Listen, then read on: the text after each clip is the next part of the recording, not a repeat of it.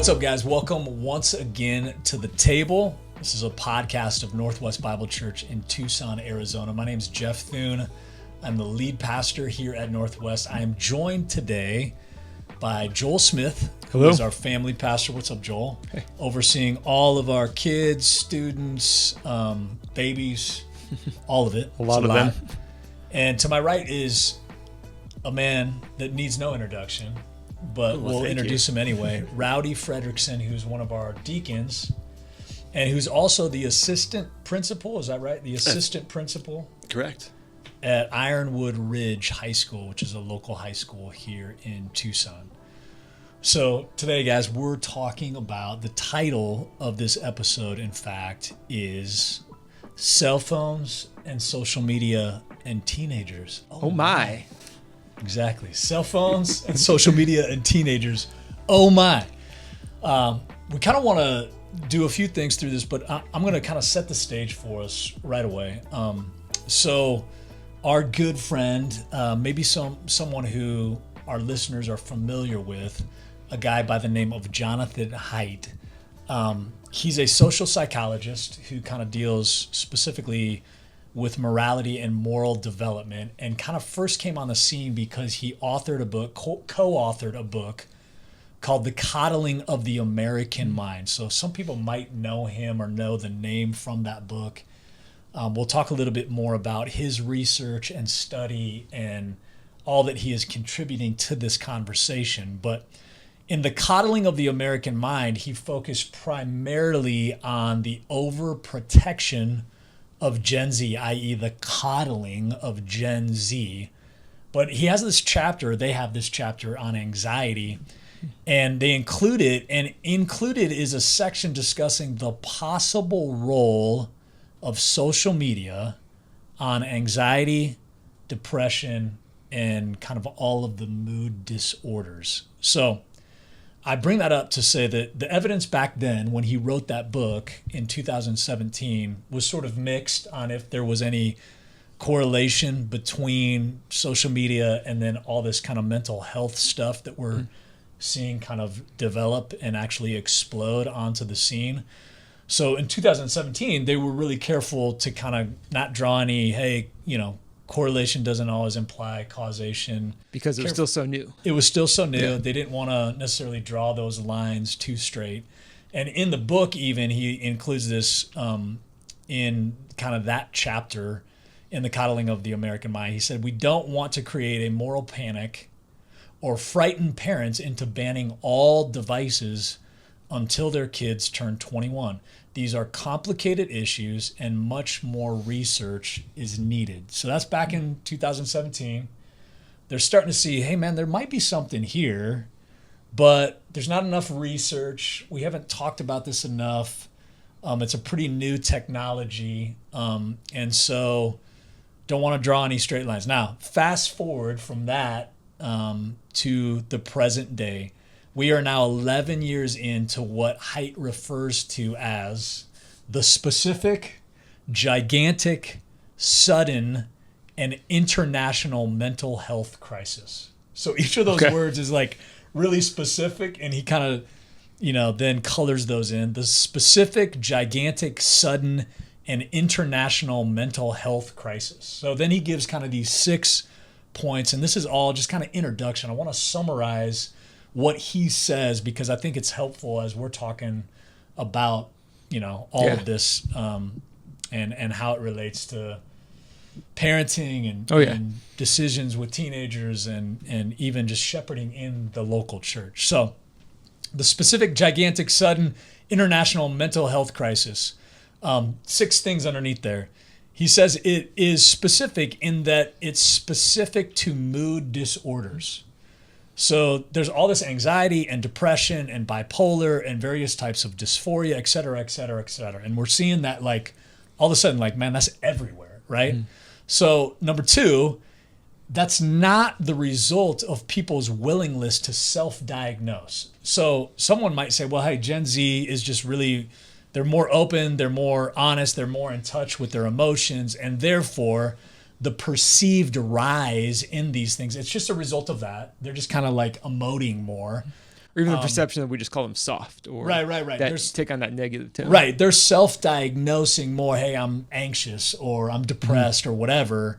But that's not the reality. I mean, that's just them kind of talking, right? But that simply isn't true. In fact, and we'll get into this a little bit more, but self-harm lines, so kind of those track hospital admissions, completed suicides, those self-harm lines, like if you see them graphed out in the last few years, they absolutely skyrocket after 2011. There's just these huge jumps, right?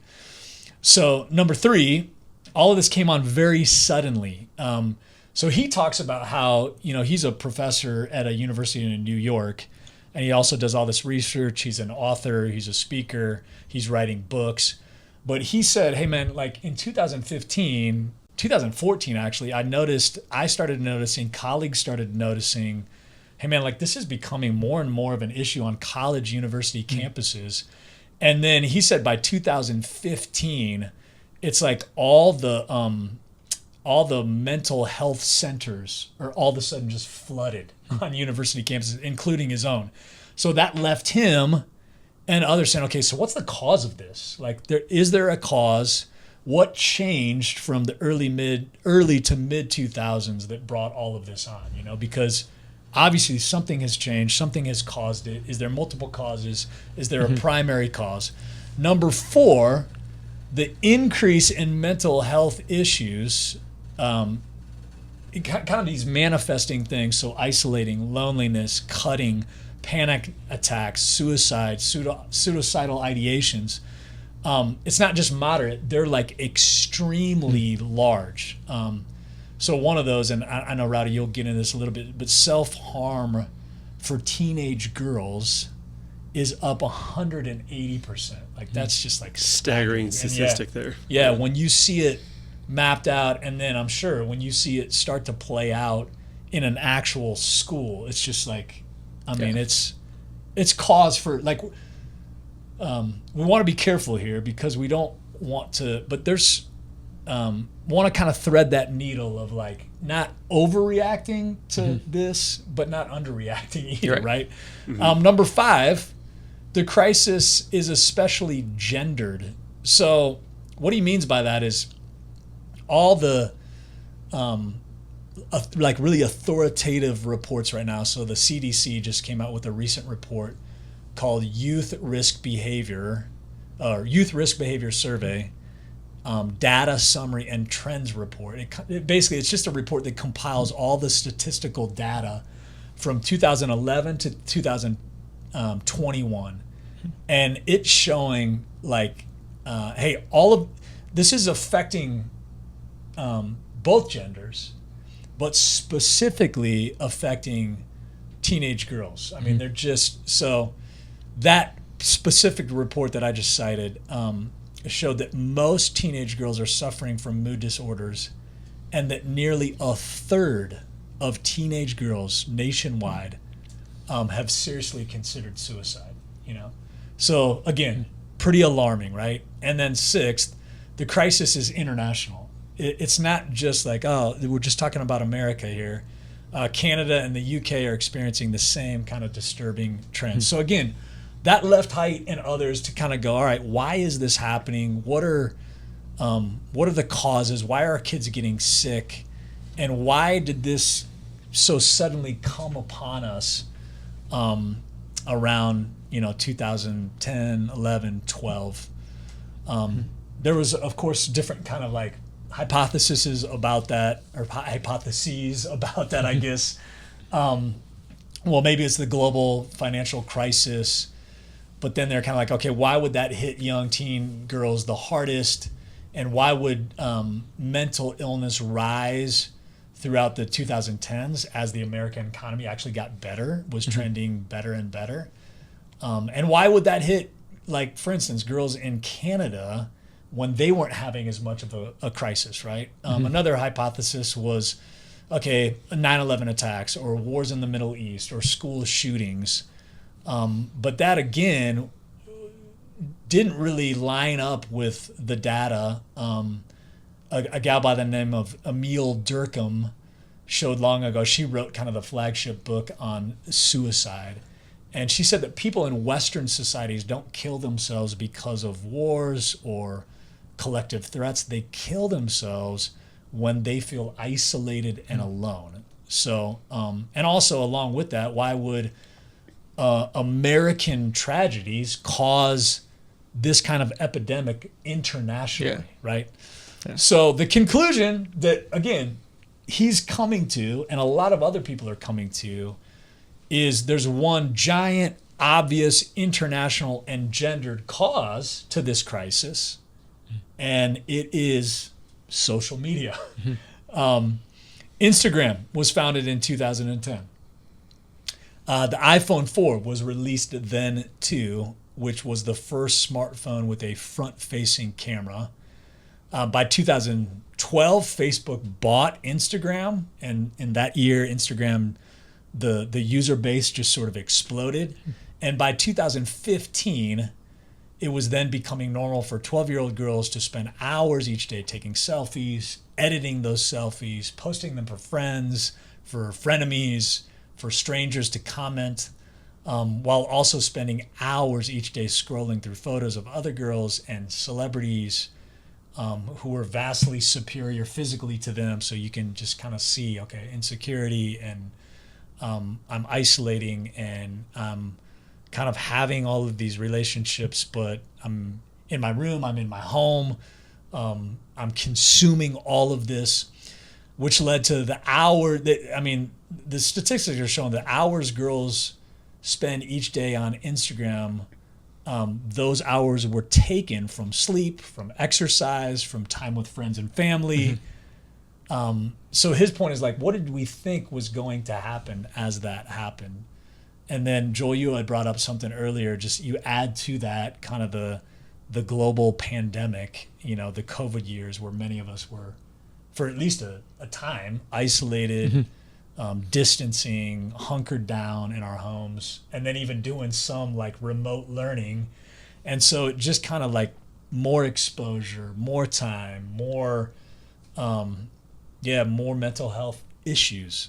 So Haidt, he actually testifies, this was in 2022, before the Senate Judiciary Committee. And I thought it was a good illustration, but kind of used this, hey, if there was a candy maker who, as our kids were consuming that candy maker's candy, over the course of a few years, all of a sudden started developing leukemia. Like, we might not say, hey, that's the sole cause and that candy maker should be brought into the public square and executed. But we would at least say, hey, man, like there's something there. There's a connection. There's a connection there, right? And so we want to just kind of say, hey, as believers, as Christians, we want to know, okay, this is an issue, a developing issue, an epidemic, and we need to know how to thoughtfully approach it, talk about it, walk our kids through it. And so that's kind of like the conversation that I think we're here to have. So, Rowdy, maybe we'll just start with you, kind of on the educational local school. You have obviously like a really unique kind of perspective, a window into what you're seeing and how is social media and cell phones and just technology in the schools. And I know some of this is anecdotal. It's not like, but I think your vantage point is a really unique one. So maybe just talk to us a little bit about what are you seeing, experiencing, maybe how has that changed in your experience over, the last 5 years, 10 years, and specifically as you're now you're kind of the position you're in. Yeah, so I think it's definitely an issue and a challenge. I mean, cell phones are everywhere, social media is everywhere.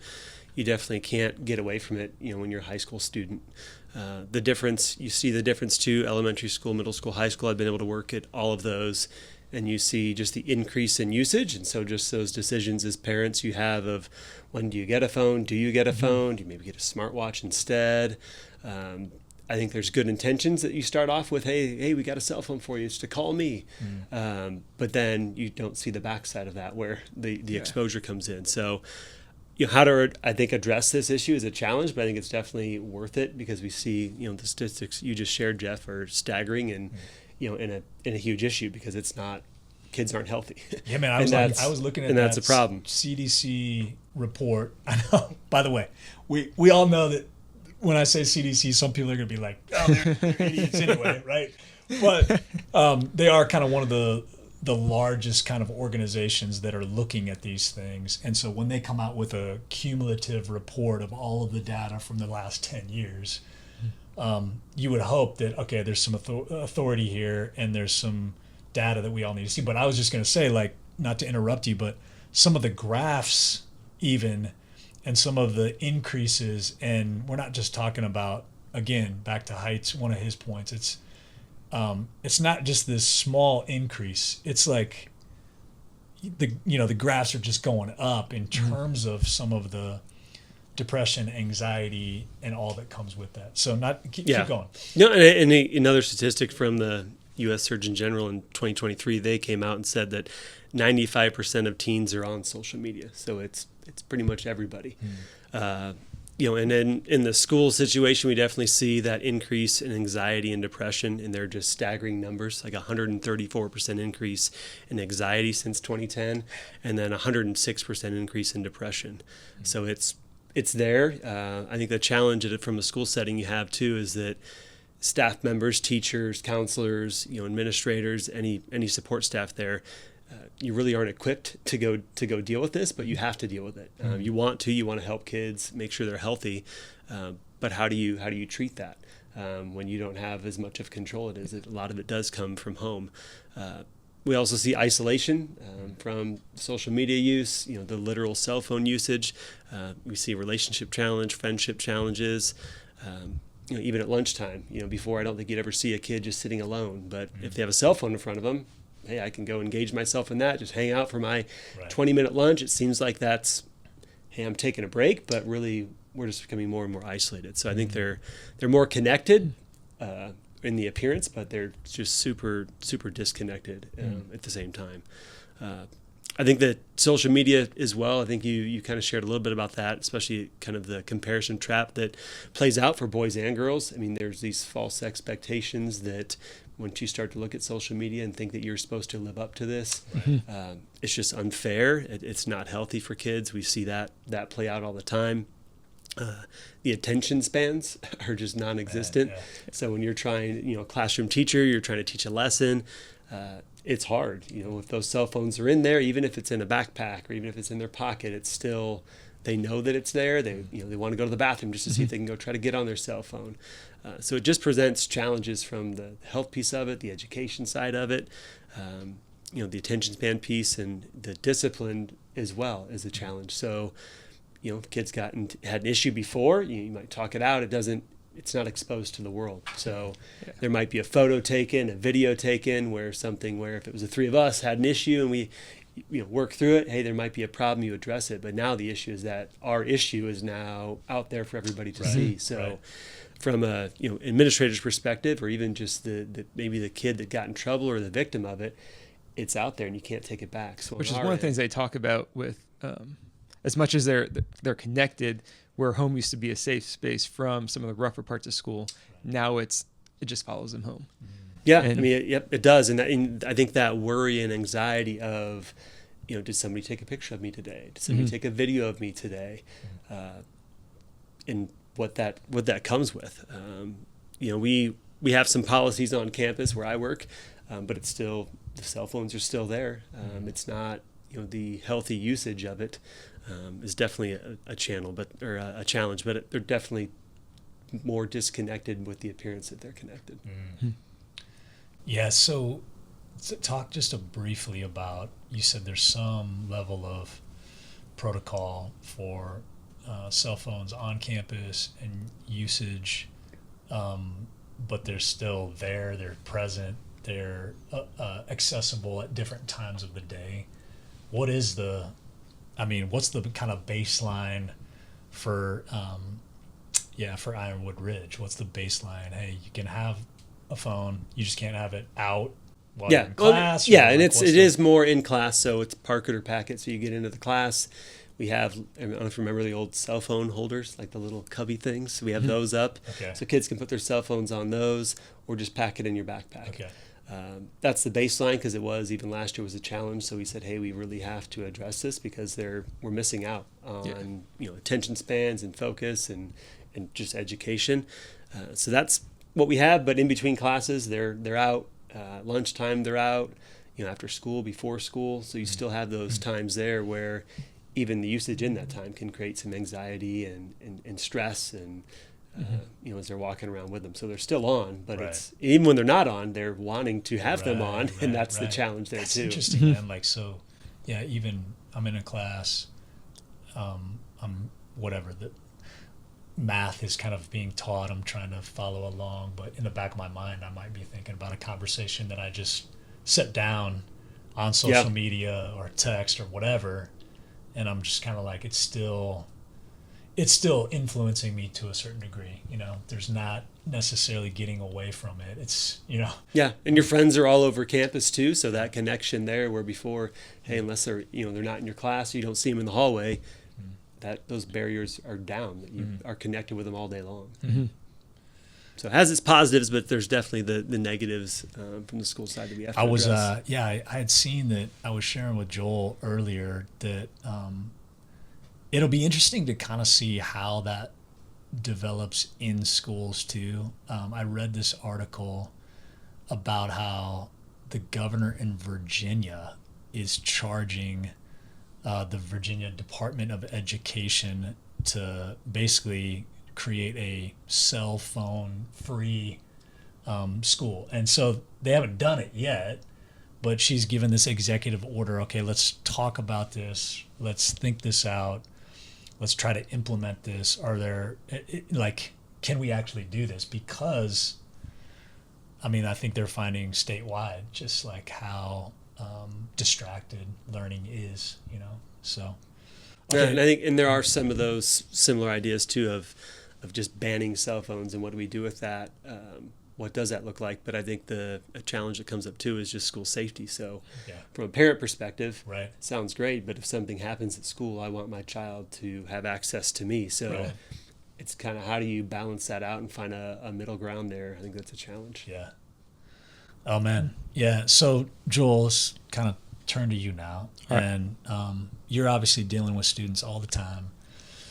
And have a unique perspective too, but maybe kind of can we give our people, our parents, some perspective, and then even just some vision for what it would look like to have an ongoing conversation with their students related to cell phones and social media, and even what would you think kind of some healthy guidelines or rails would be for them? So it's been kind of a fun topic to think through, because we've been living this out in real time as parents of teenagers and trying to walk this out with our own kids. And there's a lot of really good basic boundaries we can set. Jonathan Haidt talks about the idea that's not trying to vilify phones and technology, but you get phones, which are this really good tool and an ability to keep in touch with your kids. The internet is this necessary tool that we have, especially for school, as they research stuff and look stuff up. But then you throw in social media, which isn't necessary, although it feels necessary because of that relational piece we all, even as adults, kind of throw in as this is why I have it. Right.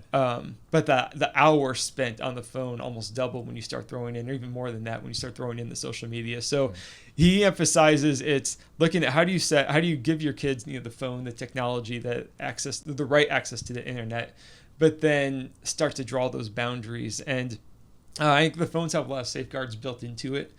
We use screen time for our kids, so you can have apps and things turn off at a certain time. So you can set that for 9 o'clock and just know after that they don't have access outside of calling you.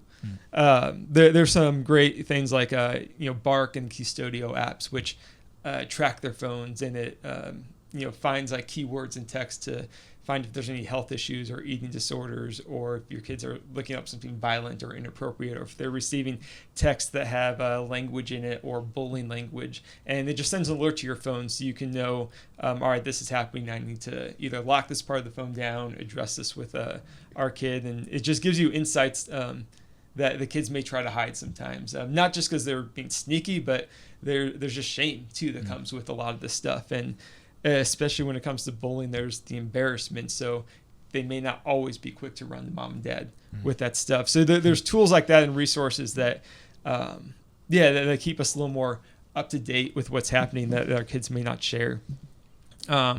There's boundaries you have as parents as far as just saying no phones in the room, especially at night. That's one of the things I found with social media is just the damage isn't necessarily during the day, but it's just the hours at night that they'll spend just scrolling through video after video after video. And it keeps them awake. And we all know like tired kids are grumpy kids, and grumpy kids don't make good decisions, and grumpy kids don't think well about themselves. Sure. So yeah, being able to set those boundaries and just make that rule, and know they may push back, but you've got that rule, I think is a big piece to set. And then I think as we think about how it applies, I guess I was just thinking through, I think there's just two big pauses we need to make in this moment. Because I think this is all great information and it's all stuff that we want to have at the forefront of our mind. But it's often there's like a danger in that it speaks like our anxious hearts as parents. That we hear stuff like this and we start saying, oh my goodness, my kids are like, we start thinking the worst, right? And we expect the worst, and we like react out of that anxiousness. So I think it's good too just to pause, which I've had to do the last couple of weeks to think through, like, what do we really want to say here? What do I really want to communicate, and not just try to give these broad rules that we hope apply. And I think the first pause that I had to address in myself too is that like hypocrite factor. That one of the hesitations we have in having these conversations with our kids is we've got the same apps on our phone, and we're probably spending the same amount of time as them. And I think we justify it, and it feels really hypocritical to tell our kids, you can't have this because here's all the dangers for you, while we sit there and scroll through the same like videos and laugh at that stuff. So yeah, I think as parents, as husbands and wives, it's sitting down and saying, just in a acknowledging open way, like, I'm no different than my kid when it comes to this stuff. And trying to figure out other balances, we can put in place for ourselves. Yeah. And that time piece, I think, is huge, because I think when you look at that and you look at the screen time of that, just the numbers, I know we've asked our oldest son that too, of, hey, how long do you think you were on that? And we'll get a number, and it's like, well, no, it was triple that. So it's, I think even as adults, we don't even know how long are we on that. We don't even realize it. And I think that's how it creeps in. And like you said, Jeff, that time is taking away from something else, from relationships. You're more isolated, usually doing it alone. Right. And as addictive as it is for our kids, it's the same for us. And so I think there's a lot of parents where we're fighting that same like justification of, I don't want to give up Instagram, I don't want to give up Facebook, and we can argue that's how I stay connected to family or that. But I mean, you've got all your family's phone numbers. If you want to send them a picture, you can send it to a picture without the rest of the world seeing and have that same connection. But there's that addictive piece that doesn't want to let us. It sounds like part of the pause you're talking about is like, all right, take a breath. Yeah. And maybe do like some real honest self-evaluation, because it sounds like, hey, any plan you make kind of needs to be a family plan. Like if you're just trying to hoist a plan on your teenager without being part of that, okay, we're going to do this together. Yeah. And mom and dad are even going to make some changes or have some, parameters in place to safeguard the health of our family as individuals, but collectively too. So that initial pause is just like, hey man, just take a breath and take an honest evaluation of, all right, how am I doing with social media, with cell phone, and maybe start there before you're kind of. Yeah. And I think that kind of transitions us to that next pause is it allows you to start talking through like the whys behind the rules you're going to set. And especially for teenagers, like when we say this part of it, we're not necessarily talking about kids, 10, 11 or younger, because I think they need to know when mom and dad just state a rule, that's the rule, and you got to follow that. Like they've got to learn that obedience piece, because you hit that teenage years and their brains are developing and they can think more abstractly and critically. You're helping them walk through obedience to honor, and honor is them saying, on my own, I'm gonna live out my family's values. Right. So when we throw out rules at them, just to have rules, it can feel like we're just living under an HOA, and we all hate that. Right. And our kids like hate it just as much. So being able to give them our why as parents, I think it allows us to pause and then open the door for these conversations. It's and hopefully communicate your heart as a Yeah. parent. Like, hey, I've thought through this. I know I'm not perfect at it. Here's kind of our concerns as your mom and dad. And yeah, we want your best. And here's some of our concerns. And here's our biggest concern is that you would just thrive and that you could continue to even hear God's voice amidst all the other voices, you know? Yeah. So, I think like you said, that kind of opens up a door of, hey, we're going to start walking this out together, and we are going to put some parameters in place, but there is a why behind it. Mm-hmm. And so, and you're part of that conversation. Yeah. It feels inviting to your teen instead of like, hey, this is kind of the rules. Right. Yeah. And it allows us not just make these decisions out of an anxiousness, but out of a trust in God, and this is what we want for our family, and we can then start talking through like, hey, here's the effects this is having on like your brain and our brains too as parents, but especially yours because your brains are developing so much right now. And for girls, it's all about filling their mind with images of like perceived perfection. So walking our daughters through, you were created by God to live life out as a female and to reflect God as a female in the way He's called you to, and to reflect beauty and to be lovely and experience relationship that's safe and secure. And as as daughters, like they need to hear us as dads tell them you are beautiful, and they need to trust that. Yet when they become absorbed with the social media is never going to tell them, yeah, you're beautiful enough. Right. It's always going to tell them the opposite. And the more they fill their brains with that, then they begin to almost distrust like our voices as dads, as they start hearing, well, you have to say that because you're my dad. Right. And everyone else I talked to is saying the exact opposite. Or with our sons, it's, they're looking at you're created to like make a good difference in this world. And everything they watch online is, the top athletes, the top this, the top that, doing these incredible feats that they're looking at themselves at the same age saying, well, I can't jump that high and I can't hit the ball that far or run that fast. I must be really, really far behind. And then our voice as dads of, no, you're doing great. Like you're a good ball player. You're a good musician. You're good this or that. It starts to negate like our voice because they're saying, no, you're just saying that because you're my dad. Right.